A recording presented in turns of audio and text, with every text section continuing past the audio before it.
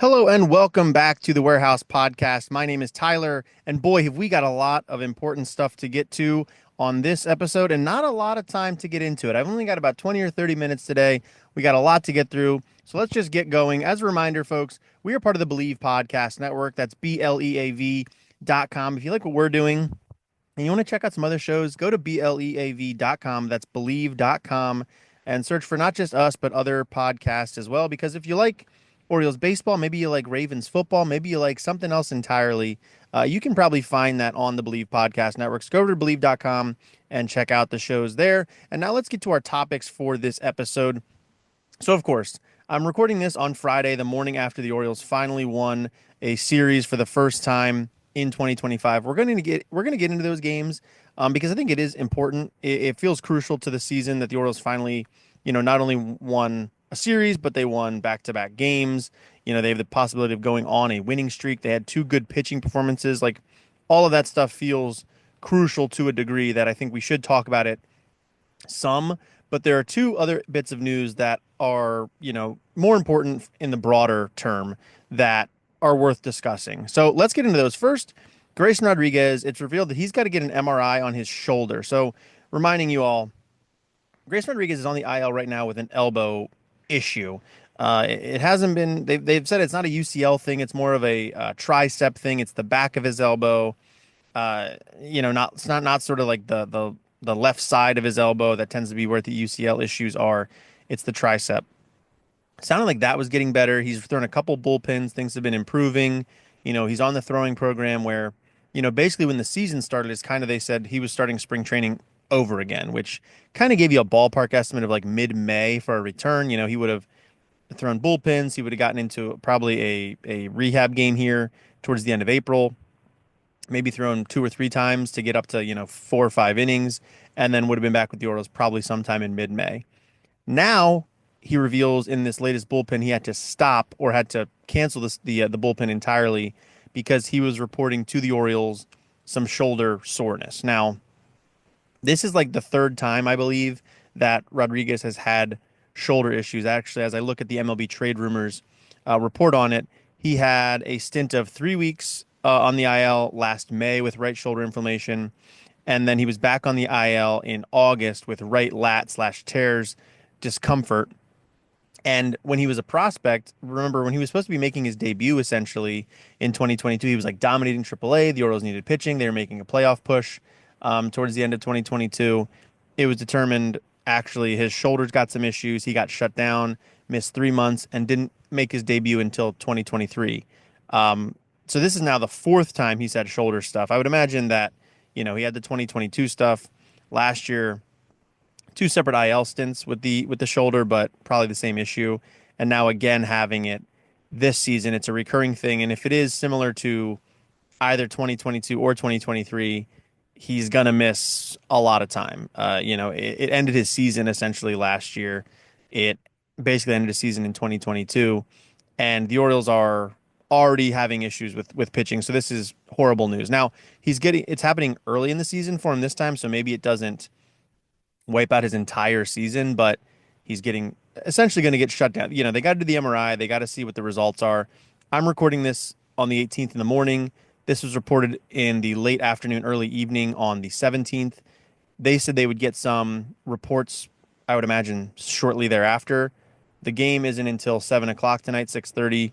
We're probably going to hear something a couple hours before the game is my guess. That's when Brandon Hyde tends to meet with the media. So I'm saying this now, it might be out of date by then, but in all likelihood, they're going to reveal some issue there. It might not be, a detrimental injury, like I said, that's going to, tear his whole season apart, but in all likelihood, they're going to shut him down. He's going to need this thing to heal. And then we're kind of starting this whole process all over again, which is a huge issue for the Orioles. It's a huge issue for Grayson Rodriguez, obviously, him on an individual basis. That's what's most important here. His career is really getting derailed by recurrent shoulder injuries. This is, 3 years in a row. He's had a somewhat significant shoulder injury. Not what you want. And, the Orioles are really counting on him this year to be, I wouldn't say the ace because I don't think he's shown to this point to be an ace. If you look at his stats, he's essentially been a major league average pitcher since he's come up. Now he's had moments where he was really good. Obviously, his rookie year was pretty bad early on. Went back down to the IL, or I'm to the MLB, to the minor leagues rather. Came back up and was really, really good in the second half. Last year had injury stuff, but when he did pitch, he was basically a league average arm. So all that together makes him more like a 3 or a 4 in terms of production, which, look, that's still super valuable. You see the Orioles going out and paying threes and fours and fives, $12 million, $15 million a year to do that. To be able to, bring a guy up through your system, even a first round draft pick, to come up and be that guy is still valuable. But Rodriguez was always pegged as sort of more than that. And I think still, if he's healthy, he kind of represents a ceiling raiser that the rest of this rotation of the guys that are currently healthy doesn't really represent. You're not getting that from, Sagano, I think is a low ceiling, high floor type of arm they've gotten from Japan. Kramer, we know what he is at this point, which is a gamer that can give you 5 innings, but more of a 4.5 ERA guy. Morton was sort of supposed to be a similar story to Sagano. We'll talk about that in a bit. It's not going well, but I think the theory there is good enough. And Gibson more the same there. You know, those are the healthy guys. Eflin obviously is more than that. He's a more stabilizing, force with I think a slightly bigger ceiling than any of these other guys besides Rodriguez. But Rodriguez, among the guys that are healthy or were healthy coming into the season, uh, was kind of the guy that could maybe give you another level to his game there. He could be the guy that if things break right, if he kind of reaches his potential, he can be your number one, number two type of pitcher that you feel decent about throwing in a game one in the playoffs. But we haven't seen that to this point, and now this injury is going to set him back. My guess is quite a while. And now the Orioles really have to scramble on the pitching side of things because now it's Rodriguez on the IL for probably longer than they expected. Tyler Wells is actually behind Kyle Bradish in terms of getting back from his elbow injury, even though he got his surgery a couple months before Bradish did. And then Mike Elias did give an update on injuries that included Kyle Bradish saying he's kind of trucking along, and it seems like he's going to be back sometime in the second half of the season, and that's a huge boost. Um, that if he comes back and is even close to the type of pitcher he was, before he got hurt last year, and certainly the season before, Bradish is that ace type of guy that the Orioles really need right now. So that's huge. But again, he's coming back from Tommy John this season. I don't think you can necessarily count that he's going to be that guy. But the Orioles need just about anything to go right on the pitching side of things right now. And this is, a huge blow there. So what do the Orioles do about it? I think, unfortunately, there's not a lot they can do at the moment. It's April. Teams aren't really looking to trade at the moment. Um, it's just not the time of year for that. It's a lot of teams think they're in it, or a lot of teams want to see what happens with their team. The Orioles are included in that. I think the Orioles are in a spot where they're playing as kind of a mediocre team that has, higher aspirations than that. But what if they're not? They don't want to necessarily be going desperation moves right now and doubling down on a season that's kind of doomed. So I think there's a lot of teams in that same situation, and I don't expect the Orioles to be able to address this much in the near term. I think they'll hope that Eflin gets back and looks decent. You'll hope that Morton figures out whatever it is that's going on and becomes more of a 4.5 ERA type guy that you at least can live with. Of course, you don't love it, but that's about what he was expected to be. Gibson's getting closer. They were talking about his contract the other day being basically the sort of deal where he needs to be up by May 1st. Essentially, there's some wiggle room there if he's not quite ready physically. If they communicate with him and he wants more time or whatever, there might be more wiggle room beyond that. But essentially, the contract is I'm on the big league roster May 1st, or I can dip out of this. So he'll be ready at some point. That at this point seems like he's going to come up and help out because they need the arms. And then Brandon Young is the other one to keep an eye out on. He is a young pitcher, was the minor league pitcher of the year for the Orioles last year, added to the 40-man roster in the offseason, and they moved him from AAA to Aberdeen to essentially keep him closer because Norfolk was in Omaha, which is a pretty good distance, and Aberdeen, I think, was at home this week. So it was easier to have him there. I think, probably started earlier in the week, but can be ready to make the start on Friday as I record this. And I think he's gonna make the start if I'm remembering. I don't know if they've announced that yet or not, but sometime this weekend it sounds like Brandon Young's gonna make a start for the Orioles. But again, that's a rookie making his debut. I don't think you can count on him to be a success right out of the gate. And let's be realistic about what Brandon Young is. I think he projects as being a solid back end rotation type of piece that can eat some innings. But look, he's not going to lead your rotation. Now, the Orioles could use any sort of production at this point from the rotation. They'll take it. But Brandon Young is unlikely to come in and be a cure all for all the things that ail the Orioles rotation. Really, they need more from Morton. They need Povich to smooth out a little bit. They need Sagano to keep doing what he's done. I think in general, Sagano's getting hit around quite a bit. We can talk about that in a second, but he's ultimately getting innings, getting through, surviving, and I think you got to like basically what you see from him compared to the rest of the rotation, and you need Eflin to get back. But the Rodriguez news is pretty devastating in general for the Orioles season moving forward. But it is what it is. I think we need to also pump the brakes on understanding what Grayson Rodriguez is versus what he has been hoped to be for throughout his career. He has not been the ace type of pitcher that we all envisioned. He's been solid, has moments of brilliance, but is not the guy that's going to lead the rotation and that you feel confident about going out there every fifth day and really shutting down the opposition. He just hasn't shown to be that yet. So I don't think it's as detrimental, but in the Orioles' current situation, they need anybody that can throw quality innings. And Rodriguez likely not going to be able to do that for quite some time at this point. And it's just tough in the context of the Eflin injury and the underperformance of Morton and the question marks that are kind of the rest of the rotation right now. So yeah, really devastating for Rodriguez on a personal level, for the Orioles in terms of their hopes and dreams here. And I think it gets more and more every day. The Orioles need to win games. They need to be winning more than they are, but more and more it just feels like let's tread water. Let's be 500 by the All-Star break. And let's hopefully make a couple moves. Guys get healthy. You get some good news on Bradish. Maybe you get some good news on Rodriguez, Wells, and these guys can help you in the second half, and you can make some trades that reinforce the rotation because I think the bullpen's been really good. The offense is coming around. Gunner's starting to hit after being out and kind of working through some things there after getting healthy. I think you feel decent about those two parts of the ball team, but the rotation can't be a bottom five rotation all year and expect for the Orioles to, win 95 games. If they're going to be that bad, then it's more about being 500, surviving, and hopefully you get some good injury luck and make some moves there. But yeah, I wanted to touch on the Rodriguez stuff because it's a pretty big bummer for what the Orioles hope to achieve this year. Moving on to the other element here, as I mentioned earlier, Elias spoke to the media. He did give injury updates on a number of guys. I don't think there was a ton, revelatory stuff there. I think Bradish was maybe the most encouraging sign that it feels like he's kind of ahead of schedule.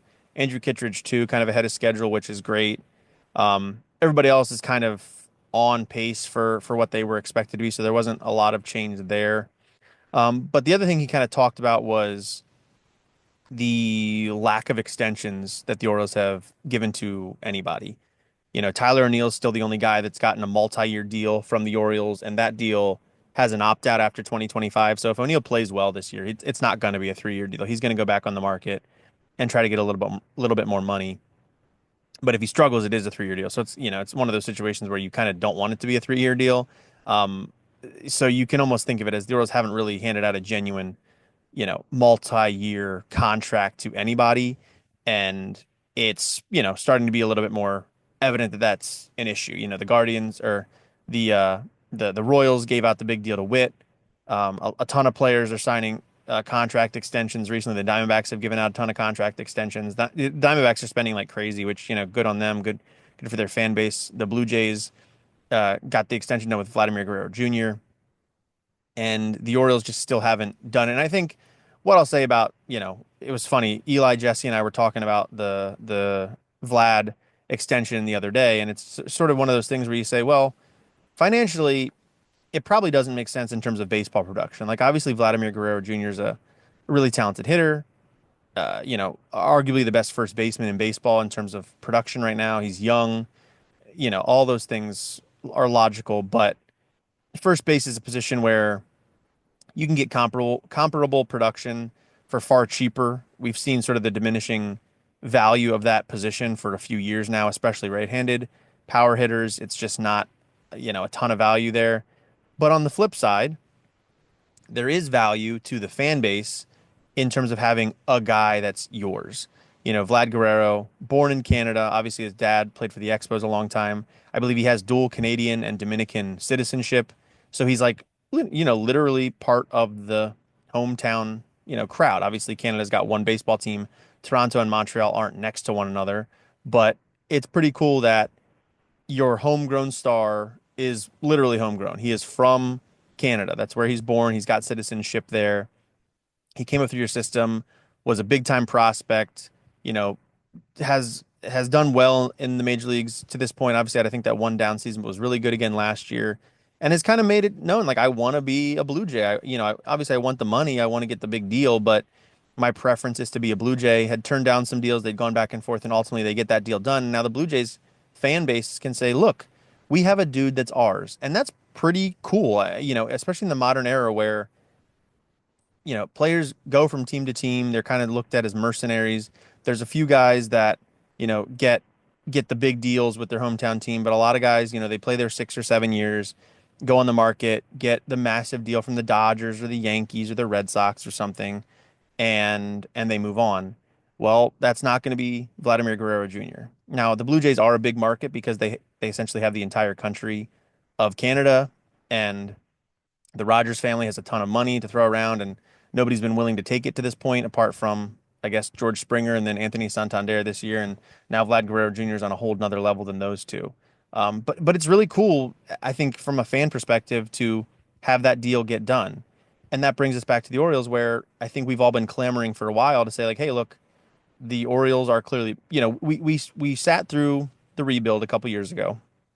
We knew what we were getting with Mike Elias. He was very transparent with it, I think, to say, hey, this is going to take some time. There's going to be some pain here. The organization is not in good shape, and I think we all agreed with it. We said, they're after the Manny Machado, Chris Davis, J.J. Hardy, Jonathan Scope, Adam Jones era, it was pretty barren. The Orioles had made trades to reinforce that era of the team. The 2017 season was an absolute disaster. Um, they had to trade away Manny Machado. All the guys were gone, despite trying to win games. And it was time to turn over a new leaf. They did that. It's been years now. You've put into place the infrastructure. You've told us you want us to be a pipeline of never-ending major league talent. You seem to have achieved that. You've brought up a ton of really good players, young guys that are under control. The window is now to win, but at the same time, this is not it's the product is the product. You want the on-field product to be strong, but you also want guys you can root for. You want jerseys you can buy. You want names you care about, players you like. And the Orioles to this point have not shown a willingness to hold on to those guys. Now, look, it takes two to tango, right? You can't make Gunnar Henderson sign a deal. You can't make Adley Rutschman sign a deal. Maybe you don't even want Adley Rutschman to sign a deal at this point, given he's, slightly older than the rest of them. He's a catcher. He hasn't played particularly well for the last, half season plus. Maybe that's off the table. But the point is, you can't make these guys do something they don't want to do, or that their agent and them combined are saying, let's not do this. Let's get to free agency. There's a lot more money out there. Maybe you don't want to play in Baltimore. Maybe Adley's from Portland. Maybe he wants to play for the Mariners. Like, there's stuff like that happens. But the fact that they've signed nobody to an extension is, a bit heartbreaking. You want somebody you can glom onto and say, like, this is our guy. The Orioles, for all their faults they had, the previous regime, they signed J.J. Hardy to an extension. They signed Adam Jones to an extension. Nick Markakis got an extension. Like, these were guys that you could say, like, oh, this is like an Oriole. This is a future Orioles Hall of Famer that, okay, he might go to the Braves in Markakis' change. He might go to the Diamondbacks in Adam Jones's case. But those are all-time jerseys you can buy, and 20 years from now, somebody's gonna be like, yeah, like Nick Markakis is an Oriole. Adam Jones was an Oriole. These are facts. The Orioles don't right now have a guy like Manny Machado is a very good example. Obviously, the Orioles were trending downward when Manny Machado was headed towards free agency. The timing didn't make sense. But if you go look at stats, Manny Machado's stats were better in general. His overall performance, I'll say, was better for the Orioles than it's been in any seasons for the Padres. But he's going to be with the Padres longer. He's going to accumulate more stats with the Padres. And when people think back on Manny Machado's career, Yes, they'll remember he was an Oriole because he was here for, long enough for that to take hold. He became a star in Baltimore, but he's going to be a Padre. If he goes in the Hall of Fame, which he probably will, he's going to be a Padre on his plaque. It'll say Baltimore. He's going to have an SD on his hat. And right now, that's the same trajectory. Hall of Fame is, too early for all these guys, but Gunnar Henderson, like he's really, really good with the Orioles. He's going to be really good with the Orioles. If he doesn't sign an extension here and ends up going to whomever, he's going to be there for a decade, probably accumulate more stats, and he's going to go in to the Hall of Fame with their hat on his plaque. That's a lot of extrapolation there, but again, and may his individual seasons with the Orioles have been better, maybe, maybe not, but it won't matter. His accumulation will come with other teams. His potential World Series win will come with another team. You know what I mean? It just it, you have to balance like the logic of we want the absolute best team year to year or whatever financially makes sense, like on a per win, we spent X amount per win or whatever, you want to spreadsheet, you want to crunch versus what you're trying to achieve in terms of building out a product, an entertainment factor, and something that fans want to cheer for, want to go to the stadium and watch, want to turn on the TV and watch. And that's not always the team that wins every single game. Sometimes it's the teams that they care about, they feel the most connected to. And Mike Elias is saying here that it's at the forefront. They're talking about it. They're having these discussions. And I believe it. And Scott Boras has said that the Orioles have talked to him about extensions for Henderson and Jackson Holliday. And the fact that Scott Boras is their agent is an important factor here. Scott Boras does not like to sign extensions for players that have not hit free agency yet. I get that. But ultimately the player has the final say there. And if the Orioles want to convince the player to tell the agents to kick rocks, they can do that. That has not happened yet. One player that did speak out about this and his agent spoke out about it was Cedric Mullins. Now Mullins is a different situation. He's an older player. He's I think 30 now. He's headed to free agency after this season, or he's due for free agency. And his agent and him have said that the Orioles have not reached out about an extension, but they wish that they would. Now this is very similar to what Austin Hayes said last year. I think a lot of us kind of chuckled about the Austin Hayes thing, like, yeah, bro, that's not happening. Like, look at where you are, look at your performance, your injury history, and where the Orioles are at with their outfield coming up. It was Colton Cowser was coming up. They had drafted Bradfield. Mullins still had a year left. It just didn't make a lot of sense for Austin Hayes to be an extension guy. Would Cedric Mullins make some more sense? I don't know. I mean, Bradfield's still around. It feels like the heir apparent in center field, but that's an unknown. Cowser's had two hand injuries, in 6 months. Do you feel like he's the center fielder that could be the stopgap? Because Bradfield is in Double A right now. It's a lot to say, graduate Double A, play well enough at Triple A that opening day 2026, we feel good enough handing you the keys to center field. That doesn't feel very Orioles either. It doesn't feel very Mike Elias, I should say. So is Bradfield going to be ready? I don't think so. So do you feel good about Cowser being your center fielder for at least half a season and then figuring out the corners? Is Krstak going to play a corner? They don't even want to play him every day now. Is O'Neill going to be back? Maybe not. There's a lot there that maybe it starts to make sense. Oh, let's see if Cedric would want a 3-year extension. Then that would have Cedric here for 9 seasons. Like that puts Mullins into the all-time Oriole type of thing. Now, Mullins is not on a Hall of Fame trajectory, but he's on an Orioles Hall of Fame trajectory. And if you keep him here another 3 years, he can accumulate some more stats. That makes that an even more, compelling argument that no, you're not going to retire the number 30, but somebody could wear a Cedric Mullins jersey 20 years from now and be like, oh yeah, like Mullins, I loved him. The modern day, like Al Bumbry, modern, the more recent version of Adam Jones. Like these are center fielders that Oriole fans generation to generation remember and have fond feelings on that weren't necessarily like the best in the world at their position at any one time, but really good. And they're near and dear to your heart. And so sometimes you just got to get out of the spreadsheets a little bit and say like, let's do something that, yes, makes enough sense on paper. The Orioles have shown they're willing to spend money. It makes enough sense on paper and makes the fan base feel good and helps us. I mean, Mullins is crushing it right now. And the Orioles need a center fielder for early next year. And they need a guy that can play all three positions or something. Like Mullins can do other things. Enrique Bradfield can come up and do multiple things. Like you don't have to necessarily hand it from generation to generation. There can be overlap, and the Orioles just haven't shown a willingness to do that yet. And it's a little disheartening. So is Mullins the right guy to do that kind of an extension with? I don't know. Can they get an extension done with Henderson or Holiday or Westberg or Cowser? I don't know. But you'd like to see something come of it because the Orioles are starting to be one of the only teams that doesn't do it. And you got this new ownership. You'd think they'd want to swing it around a little bit and make that impact on the organization, on the city, all those things, and they just haven't done it yet. So it's a little bit upsetting that it hasn't happened. I'm glad Elias was asked about it. I'm glad he spoke about it. I'm glad that it sounds like there is some progress, but ultimately it means nothing if the actions are empty, if there's no actions rather. So we'll see what happens in these next couple months. Like I said, it's not all on Elias. The players have to want it to, the agents have to want it to.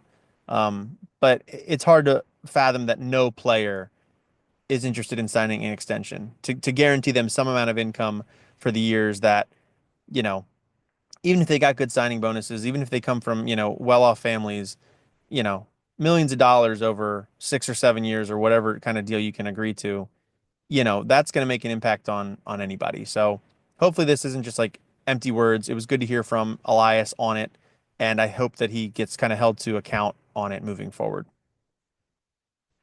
All right, because I've already been rambling for quite a while, we'll just kind of hit on the series real quick. Game one, Orioles lose 6-3. This was another bad Charlie Morton game.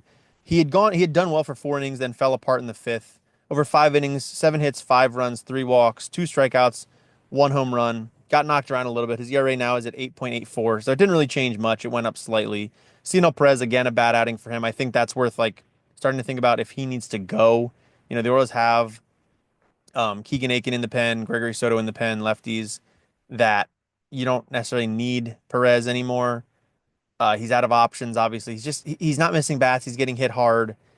You know, it's getting tough to watch him go out every time, and they're going to start to have to hide him. And at that point, what are we doing there? So it's not something we got to figure out today. The Orioles already, they got a couple other guys that maybe are on the chopping block before Perez, but I don't know. It's pretty close. If Andrew Kittredge was healthy right now, I feel like Perez would be gone. Scott Blewett made his Orioles debut, looked good. 2 strikeouts over an inning and 2/3. Matt Bowman continues to be really good, an inning, shutout inning. His ERA is down to 1.08 on the season.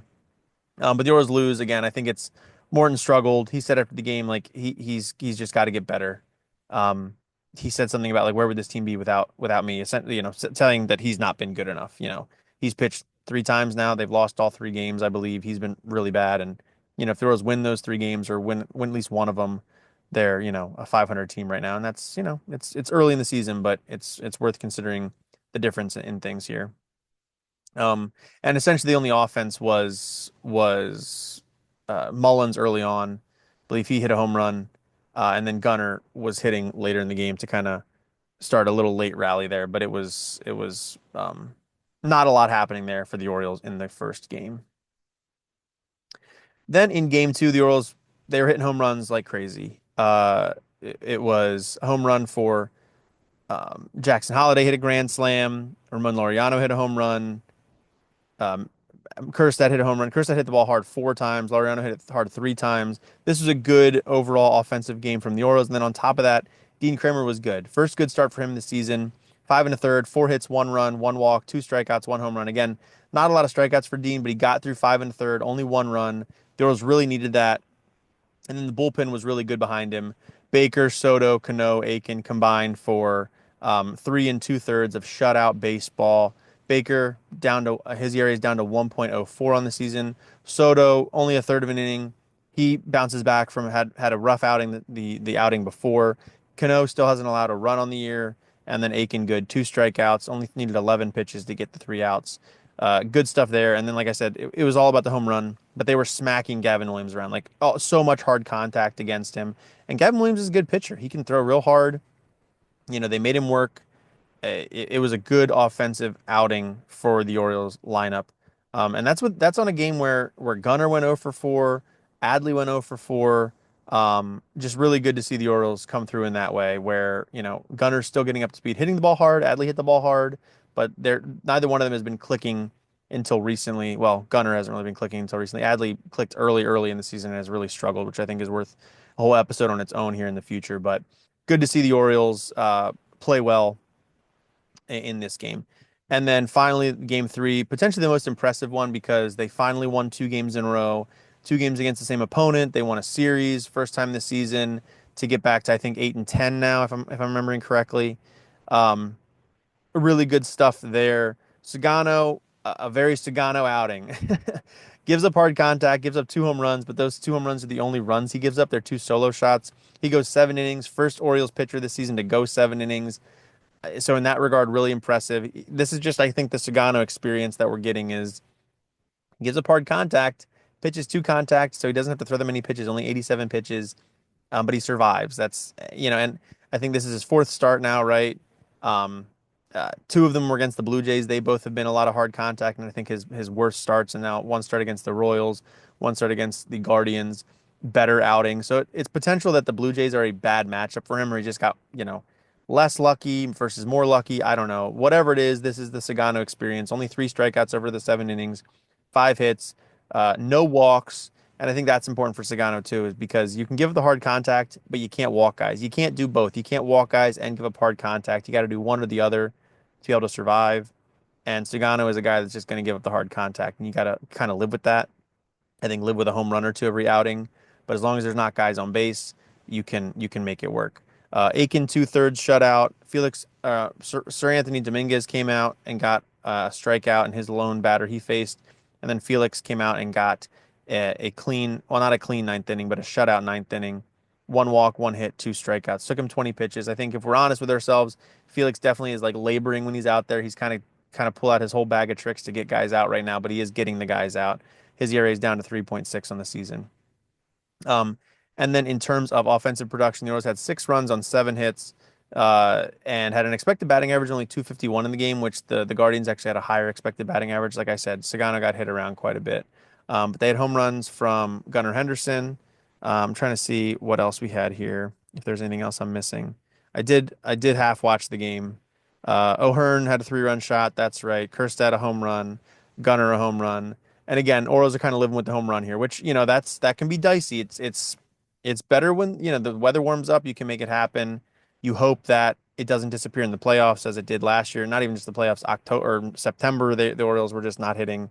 So you'd love to see them get a little bit more varied in their ability to score runs, but ultimately got the job done, got the win, and again, a combination of home runs, decent defense, pitching was good.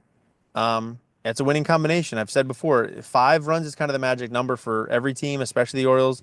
Right now, with the starting pitching being questionable, they kind of got to get to that 5-run threshold most nights. I think my opinion is you need to score 4 runs pretty much every single night to be a good team. Yeah, obviously it's not going to always happen. And then you need to be scoring 5 and 6 runs once or twice a week. And if you do that, you're going to win a lot of baseball games. And the Orioles haven't been doing that. They've been streaky. They've been scoring 9 runs and 1 run. This series they scored 3 runs game one, 9 runs game two, 6 runs game three. And when you're scoring 6 to 9 runs, that takes a lot of pressure off your pitching staff. They can throw the balls in the strike zone. Dean Kramer, you saw him. Holiday hits the grand slam. The very next inning, he gives a solo shot, but it's like, whatever. You give up a solo shot. Who cares? You didn't have any guys on base. Just throw the ball in the zone, make him hit the ball. It's hard to hit home runs. It's hard to hit doubles. Put the ball in the strike zone, put a little funk on it, make it miss the barrel, and give your defense a shot to catch the ball. And when you're up by 4 runs, you can do that without being worried about it. When you're only up by a run or two, that makes you gotta nibble, and things are a lot harder. So the offense is talented enough, the Orioles have, to give their pitching staff a cushion. They did it in this series a couple times, and we saw the results. The guys were much better. They were aggressive in the zone, and there was a good result. And I think now you look at the standings as I record here. The Orioles are 8-10. They are 3.5 games back of the Yankees. They have a +3 run differential, so their expected win-loss is 9-9. They should be basically a 500 team, maybe a game above 500. Like, they're right in that realm. And I think that's what the Orioles are right now. They are a flawed team because the starting pitching staff is questionable, has injuries galore, and the offense is starting to pick things up. On a per game basis, in terms of runs scored, they have the second best offense in the AL East behind the Yankees. I think that feels about right. They've actually allowed fewer runs than the Yankees. The Yankees have played one more game, but the Orioles have allowed 5 fewer runs, so pitching staff's about the same. The difference between the Yankees and the Orioles right now is the offense is just crushing it versus the Orioles offense being okay. I think the offense picks it up a little bit. The pitching staff is maybe slightly more competent than it has been. And these Orioles are right in the thick of things. And I think that's exactly the plan from, well, it's got to be the plan for Mike Elias. I'm sure the plan for Mike Elias was not lose a bunch of our pitchers to injury early on. But given where we sit, they can survive this. They can be a 500 team. They can get to the All-Star break, get some guys back from injury, make some trades, and then this Orioles team is right in the mix again to be an 85 to 90 win type of team. That's not, they're basically on like what a 78 win pace right now, 75 to 78 win pace right now. You get to 500 over the weekend. They play the Reds. That's a very winnable series. Um, you're feeling pretty good about things. You're feeling like, okay, we are now back on track to be 500-ish. We'll get some better breaks in the second half of the season with injuries and so forth, and things are going to be okay. And that has to be the plan right now. So good weekend or good week from the Orioles in terms of the Guardians series. Very important series against the Reds this weekend to get back above 500. Hopefully you sweep them. You're 11-10. You win the series. You're 10-11 in the ballpark of where you want to be. And I think you chug on forward. I think the Nationals are after that. There's a good stretch here where the Orioles can get some wins, get back to feeling like the team they should be. Get behind the Yankees in the division again, and all will feel right with the world. It's just amazing what just a little bit of competent pitching does, and the offense clicking just a tad makes a big difference. So that is all we've got for this episode. I know I covered a lot of things, tried to do it pretty fast. Hopefully I didn't take up too much of your time. If you guys like what you listen to, please subscribe to us on your preferred podcast app or on YouTube. Just search The Warehouse Podcast and we will pop up there. You can also follow us on social media, Blue Sky, and on Twitter at The Warehouse Pod. You can also email the show, thewarehousepod@gmail.com. And as I mentioned at the top of the show, head to Believe.com, BLEAV.com. Check out our show as well as others and support the network because they have been supporting us. But yeah, thank you so much for joining, and I will talk to you next time. Have a good one.